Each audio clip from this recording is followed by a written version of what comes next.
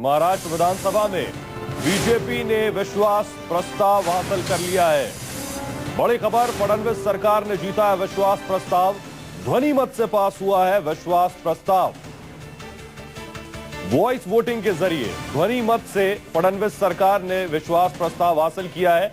इस तरह की खबरें थी कि वोटिंग होगी, यानी मतों के जरिए, बाकायदा वोटिंग के जरिए विश्वास प्रस्ताव हासिल किया जाएगा, लेकिन ध्वनि मत से विश्वास प्रस्ताव हासिल किया है फडणवीस सरकार ने। विनोद जगदाले हमारे सहयोगी जुड़ रहे हैं। विनोद, वोटिंग नहीं हुई, बीजेपी की तरफ से भी नहीं कहा गया कि वोटिंग की जाए, ध्वनि मत से प्रस्ताव पारित हुआ है।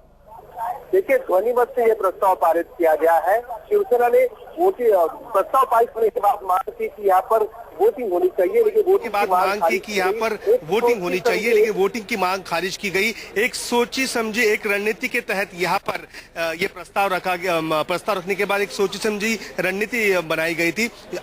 जो ध्वनि मत यहाँ पर लिया गया, अध्यक्ष ने कहा कि ये प्रस्ताव रखा गया है, क्या कहना है, तो तुरंत एनसीपी के और बीजेपी के सदस्यों ने उसमें आपने हाथ उठाया और ध्वनि मत से सरकार को समर्थन घोषित किया, जिसके बाद कांग्रेस आक्रामक हुई और शिवसेना भी आक्रामक हुई, लेकिन उनकी एक न चली और तुरंत हाउस को डिसॉल्व किया गया।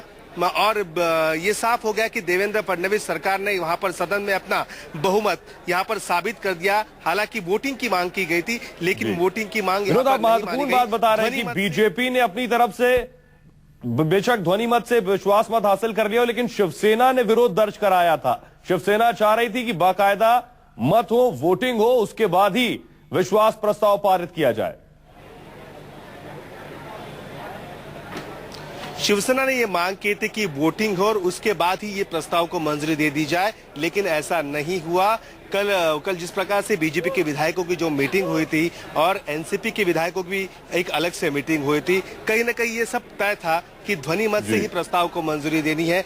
जैसे ही एडवोकेट आशीष शेलार जो विधायक है बांद्रा से, उन्होंने ये प्रस्ताव सामने रखा और प्रस्ताव सामने रखने के बाद तुरंत अध्यक्ष ने बोलना शुरू किया और प्रस्ताव के बारे में उन्होंने वोट मांगा, तो तुरंत ध्वनि मत से यह प्रस्ताव को तुरंत पारित कर दिया गया। शिवसेना के सदस्य तुरंत वेल में उतर आए और उन्होंने इसका विरोध किया, लेकिन शिवसेना के विधायकों की वह एक न चली और आखिरकार ध्वनि मत से फडणवीस सरकार ने अपना बहुमत फ्लोर पर साबित कर दिया। जी, बड़ी खबर हमारे सहयोगी विनोद जगदाले दे रहे हैं। ध्वनि मत से फडणवीस सरकार ने विश्वास मत हासिल किया है, वोटिंग नहीं हुई है। हमारे सहयोगी विनोद जगदाले बता रहे हैं कि शिवसेना ने बाकायदा इस बात का विरोध किया। शिवसेना का कहना था कि वोटिंग हो, वोटिंग के बाद ही यह तय हो कि सरकार ने विश्वास मत हासिल किया है, लेकिन महज वॉइस वोटिंग के जरिए, यानी ध्वनि मत के जरिए इस विश्वास प्रस्ताव को हासिल किया है बीजेपी ने और विधानसभा में मेजॉरिटी पेश की है। 12 दिन पुरानी सरकार ने विश्वास मत हासिल कर लिया है विधानसभा में। बड़ी खबर, हमारे सहयोगी विनोद जगदाले बता रहे हैं शिवसेना ने इसका विरोध किया और शिवसेना के विधायक वेल में भी उतर आए। विनोद, क्या इस दौरान शिवसेना के विधायकों का साथ कांग्रेसी विधायकों ने भी दिया, वो भी वेल तक चले आए?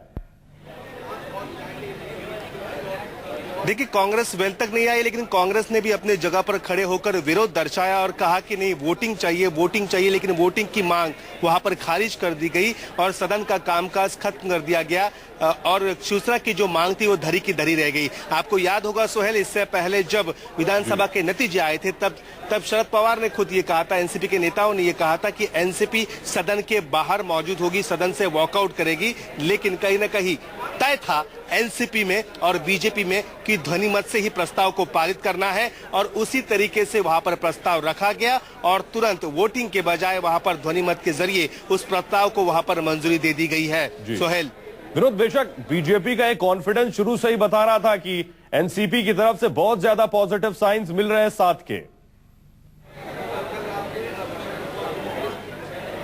देखिए, आज सुबह से ही जैसे जैसे बीजेपी की जो मंत्री हो या बीजेपी के विधायक यहाँ पर हाउस में पहुंच रहे थे, उनके चेहरे पर एक अलग कॉन्फिडेंस वहां पर नजर आ रहा था। उनकी बॉडी लैंग्वेज एक अलग दिखाई दे रही थी कि हमको तो सिर्फ सदन में प्रस्ताव रखना है और वो अपने आप मंजूर हो जाएगा। वैसे ही हुआ, जैसे ही प्रस्ताव वहां पर रखा गया, अगले 1 मिनट के अंदर तुरंत अध्यक्ष उस प्रस्ताव को पारित कर दिया। ध्वनि मत से सभी विधायकों ने, एनसीपी विनोद, संक्षेप में जवाब चाहेंगे एक महत्वपूर्ण सवाल। अब यहां से विश्वास मत हासिल करने के बाद से महाराष्ट्र की सियासत को आप किस तरह से देखते हैं, खासतौर पर शिवसेना को? देखिए, सबसे ज्यादा एक बात है कि जो 25 साल पुराने दोस्त थे वो अब एक दूसरे के आमने सामने होंगे और शिवसेना के विधायक पहले से ही आक्रामक रहे हैं। बीजेपी की ये मांग है कि अलग विदर्भ होना चाहिए, ऐसी कई मांग है, उस मांग का विरोध अब सदन में विनोद, शिवसेना संक्षेप में करेगी। जवाब, क्या अगले 5 सालों में भविष्य में यह मुमकिन होगा कि शिवसेना सरकार में शामिल हो जाए? अभी 5 साल का वक्त है और परमानेंट ना कोई दोस्त है ना दुश्मन।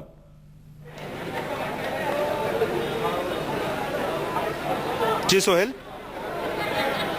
क्या अगले 5 सालों में मुमकिन होगा कि शिवसेना कभी बीजेपी के साथ सरकार में शामिल हो जाए?